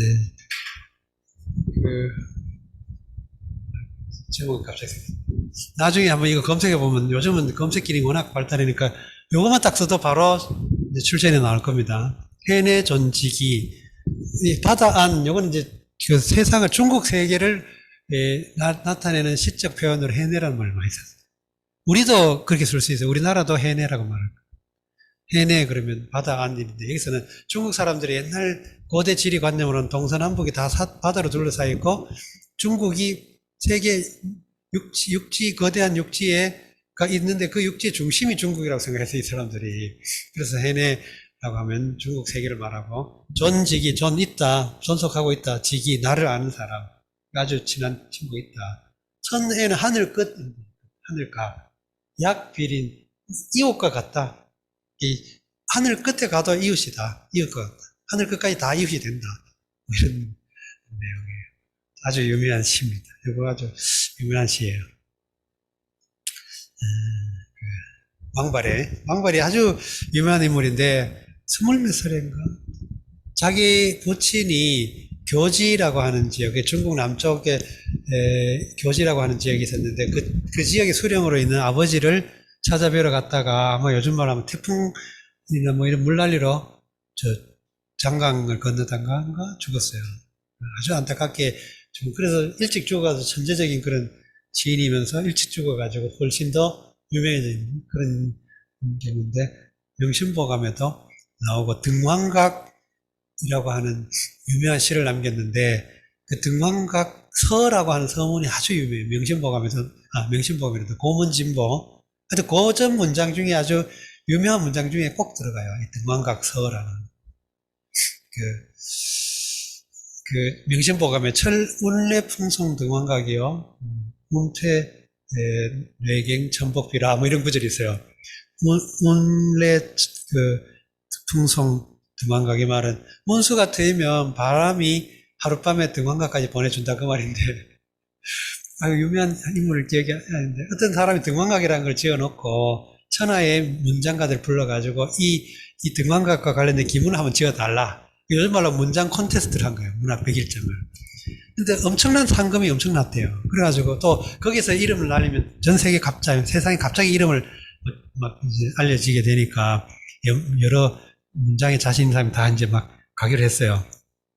근데 왕발도 나중에 그 설문을 들었는데 갈 길이 없는 거예요. 너무 멀어가지고 배를 타도 뭐 배도 없고 가기가 좀 묘연했어요. 그래가지고 포기하고 있는데 그래 이제 보니까 강에 이제 이렇게 강가에 나와 있는데 배가 있어요. 그래서 에이 그냥 배나 타고 놀기나 해보자 뭐 가는 데까지 가보자 이랬는데 그 배가 쏜살같이 하룻밤 새에 등왕각을 데려다 줬죠. 그래서 등왕각 서문회를 지어가지고 하루아침에 스타가 된 그런 이야기가 일화가 에피소드가 있습니다. 그게 등왕각서라는 아주 유명한 문장이고 거기에 딸려있는 시가 등왕각이라는 시. 이 시도 아주 유명한 시죠. 나중에 한번 감상해보세요. 자, 그 다음 자장이 문명한데 자왈 침륜지 참과 부수지 소이 불행언이면 가위 명야이의니라. 침륜지 참과 부수지 소이 불행언이면 가위 원야이의니라. 자, 자장이 명을 묻자온데 자에 가라사대 침륜하난 참과 부의 수한 소이 행치 못하면 가히 명이라 니르리니라. 침륜하는 참과 부의 수한 소이 행치 못하면 가히 원이라 니르리니라. 여기는 지금 자장이 명을 물었는데 그 공자의 대답은 명과 원을 다 대답을 했어요. 그렇죠. 이거는 아마 그 명만 물었는지 또는 명과 원을 물었는지는 지금으로서는 알 수 없죠. 그러나 공자의 대답 속에는 명과 원을 다 대답을 해주고 있는데 이것이 같은 맥락의 맥락 속에 있다고 봐가지고 아마 명하고 원하다 이렇게 표현했는지는 모르겠어요. 공자의 의도는. 어쨌든 중요한 것은 명이 뭐냐, 어떻게 하는 것이 명하냐. 이 명이라고 하면 요즘 말로 하면 현명하다, 명철하다 뭐 이런 의미겠죠. 그러니까 지금 우리가 이 논어라는 텍스트 자체가 공직자, 공무원, 요즘 말하면 공무원이 될 사람, 지배자, 지도자, 사회 지도층을 위한 텍스트예요. 말하자면 이제 공무원 시험 볼 수 있는 교재예요. 공무원 시험 교재. 아니면 이걸 배워야 이런 자질을 갖추어야 제대로 된 공직을 할 수 있다. 이런 맥락이겠죠. 그럼 자장도 공자 문화에서 배워가지고 나가면 이제 공무원이 될 거예요. 그럼 제가 이제 앞으로 이제 선생님한테 잘 배워가지고 공무원이 될 텐데, 이 공무원이 되면, 공무원의 여러 자질 가운데 명이 있지 않습니까? 현명함, 명철함. 그러면 공무원의 자질 가운데 그 명철함이라는 게 어떤 것을 명철함이라고 할 수 있겠습니까? 라고 물었겠죠. 그랬더니, 침륜의 참과 부수의 소가 행하지 않으면 명이라고 할 수 있다. 이렇게 대답을 해줬어요. 침이라고 하는 것은 스며들다, 젖어들다 이런 뜻이죠. 스며들다, 젖어들다. 윤이라고 하는 것은 물이 촉촉하게 스며들어가지고 부드러워진 거. 우리가 흔히 윤택하다 이 말 쓰죠. 윤택하다. 온윤하다 또는 윤택하다. 그 히랍의 이제 막 철학적인 방식으로 신화적인 사고에서 철학적인 사고로 전환하는 그 맥락이 되는 아주 그 터닝 포인트, 전환점이 되는 그런 인물 중에 탈레스라는 인물 있잖아요. 탈레스는 모든 만물은 물의 성질을 담고 있다. 물의 성질에서 나왔다. 이렇게 주장해가지고 이제 뭐 만물의 아르키는 물이다 이렇게 표현했다고 이제 흔히 상식적으로 그래 말하고 있지만 실질적으로 동아시아의 농경을 기반으로 한 세계에서는 물이야말로 생명의 어떤 그런 원천이죠. 원천. 그래서 삶과 관련된 것은 다 물과 연관이 있어요. 물이 있어야 촉촉하고 또 뭐 물이 또 스며들고 비가 오고 이래야 또 살아가는 거니까. 여기서 그러니까 침과 윤이 갖는 이미지, 그 어떤 그런 상, 이게 굉장히 선명하고 굉장히 그 당시 옛날 사람들 읽으면 굉장히 선명하고 강하게 막 핍진하다 그래서 핍진. 바싹 다가든 핍진. 아주 딱 들어맞게 참다운, 참된, 뭐 이런. 그러니까 침륜이라고 하는 거는 막 스며들고 또 촉촉해지고 푹 젖어드는 그게 그 과정이 침륜이에요. 침륜, 침습, 침륜. 그러면 참이라고 하는 건 참소라는 말인데 남을 헐뜯는 걸 참이라고 해요. 근데 이 글자가 좀 어려워 보여도 이건 말이죠. 옆에 글자. 요 글자가 발음이 또 뭐야, 뭐 이런 글자로 많이 쓰이는데, 예컨대 여기에다 삼수를 덧붙이면, 잠수, 물에 잠기다 할 때 잠이고, 요 밑에 벌레 충을 쓰면, 누에 있죠, 누에. 양잠, 누에. 누에로 쓰이고, 그 다음에 또 뭐 있더라. 많아요. 아무튼 잠 또는 참 이런 발음으로 돼요. 여기서는 말씀원이 쓰이면 뭐가 되냐면 헐뜯다 이런 뜻이 돼요. 그러면 처음부터 그 사람 나쁜 놈이에요. 이렇게 말하면 예를 들어 내가 잘 아는 사람이에요. 나도 알고 니도 알고 다 아는 사람이야. 근데 그 사람을 어떤 사람이 와가지고 야 그 사람 참 나쁜 놈이다 이렇게 말하면 안 믿어. 근데 슬그머니 조금씩 나쁜 점을 말해. 조금씩. 그 사람 참, 내가 이제 그 사람에 대해서 말해. 그 사람 참, 사람 멀쩡하더라. 성격도 좋고, 뭐, 그렇더라. 예, 그렇죠. 참 사람 좋아요. 그런데, 뭐, 이러면서 아주 살짝이, 그런 정도를, 조금씩 정도를 이제 강하게 하면 슬그머니 의심이 생기기 시작하죠. 그 의심의 씨앗이 한번 뿌려지면 참 무서운 거예요. 의심의 씨앗이라고 하는 한번 뿌려지기 시작하면 돌이킬 수가 없어요. 누군가를 한번 의심하게 되면 돌이킬 수 없어요. 의심 암기, 오죽하면 의심 암기라는 말까지 있겠어요. 부는 살갗이죠. 피부. 우리가 말하는 살갗. 근데 거기에 수는 받을 숫자죠. 그럼 살갗으로 받는다는 거는 몸에 와닿는, 이런 요즘식으로 말한다면 몸에 와닿는, 피부에 와닿는. 우리가 지금 요즘 딱 들어맞는 말이 피부에 와닿는. 소는 하소연이라고 해요. 하소연. 요 글자는 원래 삭이죠. 삭. 그러니까 이 초하루를 삭이라고 하고 보름을 망이라고 하죠. 그래서 상망 이렇게 하는데 초하루를 삭, 보름을 망. 그렇게 해가지고 옛날에는 제문을 쓰거나 뭐 충문을 쓰거나 아주 공식적인 그런 말하자면 전례적인 의례적인 이런 글을 쓸 때 그 시점을 나타내는 방식이 무슨 유 쓰고 무슨 년 세차 이렇게 쓰고 줄여가지고 그냥 유 세차 바로 쓰기도 해요. 원래는 유 무슨 기원 쓰고 세차를 해야 되는데 보통 이건 생략하게 됩니다. 그러면 바로 유 세차 이렇게 하게 됩니다. 세차라고 하는 거는 목성을 가상적으로 이해했다고 하는데 여기 해당하는 건 목성이라고 현대 천문학에서는 목성에 해당한다고 하지만 고대 천문학에서는 꼭 목성을 지시한다고 하는 설도 있고 아니라고 하는 설도 있는데 가상의 목성에 해당하는 가상의 별이라고 하는데 중요한 거는 요 별은 세성이라고 하는데 요 세성이라고 하는데 요 세성은 주기가 12년 주기로 태양을 공전해요. 12년 주기로. 그래서 12진법에 의해서 세성에 가는 위치가 어디냐, 정월 초하루에 세성이 어디 있냐에 따라서 무슨 년 이렇게 잡은 거예요. 우리가 자축인묘 진사 이거 12지가 있죠. 그거 맞춘 거예요. 그러면 세차가 갑자에 있는 해. 그러면 유세차 갑자년 이렇게 된 거죠. 갑진. 그 다음에 매월, 뭐 예를 들어 지금 10월 먼삭 며칠 이렇게 돼요. 예를 들어 10월 정묘 삭 이렇게 했다면 10월 초하루가 정묘인 이런데. 날로부터 며칠째. 좀 복잡하죠. 10월 초하루가 정묘인 날로부터 며칠째인, 기축일, 이런 식으로. 12일 기축, 10월 정묘삭, 12일 기축, 이런 식으로 씁니다.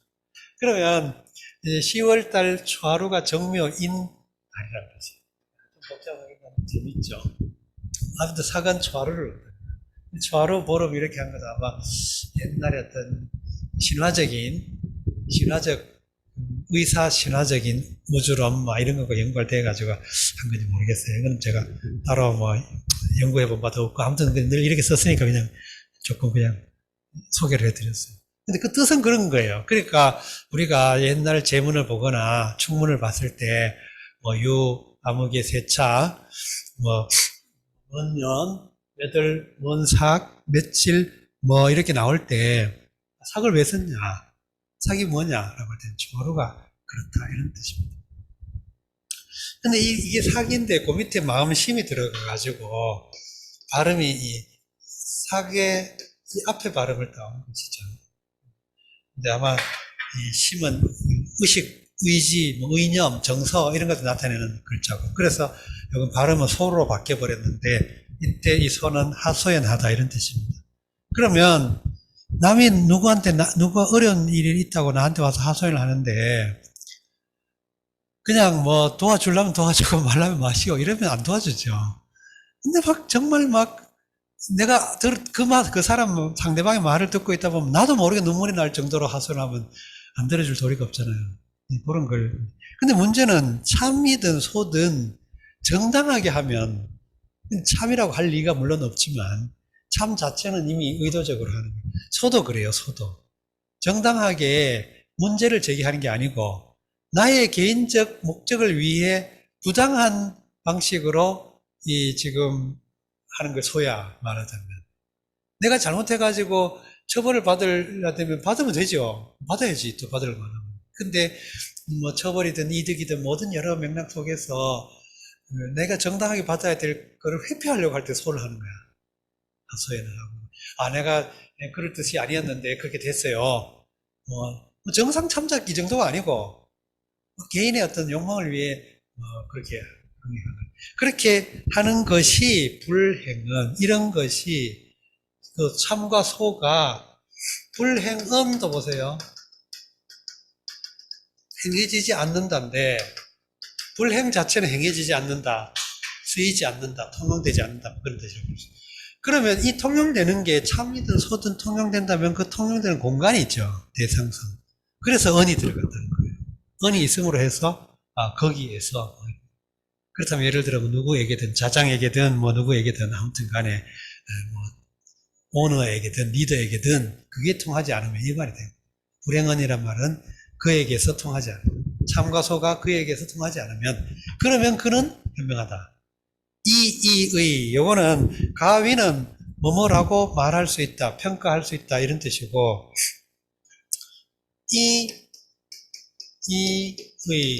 이렇게 문장이 됐죠. 뭐뭐라고, 뭐뭐이다, 그리고 끝. 요거는 이제 주관적인 판단. 그러면 이라고 하는 말은 끝이다, 그만이다, 이런 맥락을 갖는 수로 기능이 일부 남아있다고 그래요, 흔적이. 그러니까 굉장히 강한 단정이 돼가지고, 뭐뭐일 뿐이다, 이렇게 우리가 보통 번역할 때도 그래요. 이가 있는 것과 없는 것, 불행언, 이면 가위, 명야, 또는 명야. 여기 이가 아닙니다. 야지야. 명이다라는 뜻인데, 물론 여기에 이가 있건 없건 상관은, 여기에 이가 있건 없건, 여기는 어쨌든 야라는 그런 어기사를 썼기 때문에, 단정하는 그런 어기사를 썼기 때문에 이의를 뒤에 그냥 바로 붙여놨는데, 보통은 동사를 쓰고, 그 다음에 이를 쓰고 이를 어쨌든 이런 경우에 이는 수로적 기능을 여전히 일정 부분 가지고 있다고 봅니다. 그렇게 한다면 명이다, 그리고 끝, 이런 의미니까 명일뿐이다, 명일 따름이다, 이렇게 굉장히 강하게 번역하는 이가 있으면, 명이다 이렇게 하는 거하고 이의하고 이의를 붙인 거하고는 뉘앙스가 되게 차이가 있다 이런 얘기. 그 다음에 이렇게 하면 원하다라는 말이 원은 원대하다 이런 뜻이니까 멀다 이런 뜻이니까 비전이 큰 거예요. 우리 어떤 안목이라든가 비전이 원대한 거. 그러니까 먼 앞날에 또는 비전, 아무튼 비전 같은 거 이런 것들이 굉장히 원대하다. 현명하고 원대하다. 그러니까 지도자는 한 지역이든 한 나라 아무튼 간에 자기가 어떤 한 소사이어티에서 지도적인 위치에 있는 사람이면 명하고 원해야 된다는 거예요, 안목이. 그죠? 그럼 안목이 명하고 원하기 위해서 가장 필요한 자질이 뭐냐? 침륜지 참과 부수지 소를 간파할 줄 알아야 된다는 거예요. 그렇게 하면 명하고 원할 수 있다. 자, 또 넘어갈게요. 좀 너무 빨리 넘어가나? 빨리 넘어가도 집에 가서 물론 복습할 리가 별로 없을지 모르겠습니다만 한 번 더 읽어보세요. 그러면 이해가 됩니다. 그럼 하면 돼요. 어려울 거 없어요. 자공이 문정한데 자왈 족식 족병 이면 민이 신지의리라. 이것도 아주 유명한, 그러니까 공자의 정치상 사상을 다룰 때 뭐 약방의 감점? 아니, 약방의 감점. 단골이야, 단골. 이 공자의 정치 사상을 다룰 때 단골로 나오는, 반드시 나오는, 예, 그게 요 구절이에요. 자공이 정치를 묻자온데, 정을 묻자온데, 자기 가라사대, 식을 좁게 하며, 병을 좁게 하면 민이 신하리라. 이제, 족식의 족은 동사라는 것이죠. 동사들은 족하다, 족하게 하다 그랬죠. 먹을거리를 족하게 하다. 그러니까 족하다는 형용사로서 충분하다가 되고, 여기는 식이라고 하는 걸 목적어로 취해가지고 족 자체를 타동사로 봤기 때문에 족하게 하다, 넉넉하게 하다라는 동사가 됐다는 거예요. 그러면 식을 좁게 하다, 충분하게 하다, 넉넉하게 하다 이 말이죠. 넉넉하게 공급하다. 그럼 병력을, 치안을, 병은 치안 또는 방어 뭐 이런 두루뭉술하게 아무튼 간에 물리적인 힘을 통해 가지고 한 사회의 안정을 지키는, 안정과 치안을 지키는 모든 행위를 다 병이라고 하는 말을 대표적으로 표현했으니까 여기서는 치안과 국방 이걸 통틀어서 말한 건데, 그런 것들을 넉넉하게 하고 충분하게 하면 백성이, 민이 신지의 믿을 거다, 신뢰할 거다. 민신지죠. 백성이 그 정치를 신뢰할 거다. 의는 역시 어기사. 근데 이렇게 해서 딱 끝났으면 좋았겠습니다만, 또 자공이 또 절대 그럴 리가 없죠. 자공 말도 잘하고 막. 자공이 말 부득이 이거인된 어사삼자의 하선일이 있고 왈거병이니라. 자공이 가로되 반드시 싫어고 마지 못하야 거홀진된 이 삼자의 언의를 먼저 하리 있고 가라사대 병을 거할지니라. 필부득이 반드시라고 하는 부사어고, 부득이라고 하는 거는 이를 얻지 못하다, 이 할 수 없다 그런 뜻이에요. 이 득이 가능성을 나타내는 그런 조동사처럼 쓴다 그랬죠. 부득이라는 거 그만둘 수 없다. 그만두지 못한다라는 말은 그 상황을 이어갈 수밖에 없다. 뭐 이런. 그래서 얻지 못하다. 뭐 이런. 그러면 어쩔 수 없다. 이 말이 이렇게. 어찌할 수 없다. 그러면 그거는 제거하다, 떠나다 이런 뜻이. 여기서는 내가 자동사로 쓰면 떠나다가 되고 타동사로 쓰면 제거하다가 되죠. 없애다. 그러면 부득이해서 어쩔 수 없어서 그만둘 수 없어서 그거 하는 행위를 그만둘 수 없다 이 말이겠죠. 그만둘 수 없어서 그거 한다면 그거 하는 행위를 그만둘 수 없다면 이런 말인데, 그거 한다면, 제거한다면, 사삼다. 어는 어디에에 해당하는 전치사 같은 것이죠. 그러면 사, 삼자 이 세 가지에. 근데 이게 잘 보면 형식적으로 문장이 조금 이상해요. 왜냐하면 족식, 족병까지는 이해가 되죠. 하나, 둘로. 근데 민신은 족식, 족병이 원인이 돼서 결과적으로 민신하는 것처럼 공자는 말했는데 이 자공은 이것을 같은 동등한 세 항목으로 봤다는 거예요. 그렇죠? 어사 삼자니까 이 세 가지가. 그러니까 조금 그 공자의 말과 자공의 말 사이에는 논리적인 불일치가 보이죠.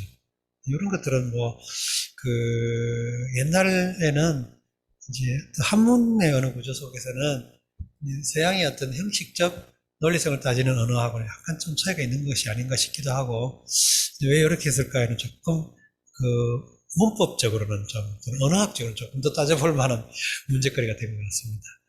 아무튼 간에 이 세 가지에서, 이 삼자에서, 이 세 가지에서 하선,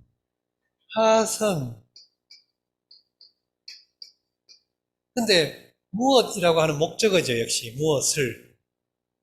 의문 대명사가 목적으로 역할을 해가지고 무엇을이 됐죠.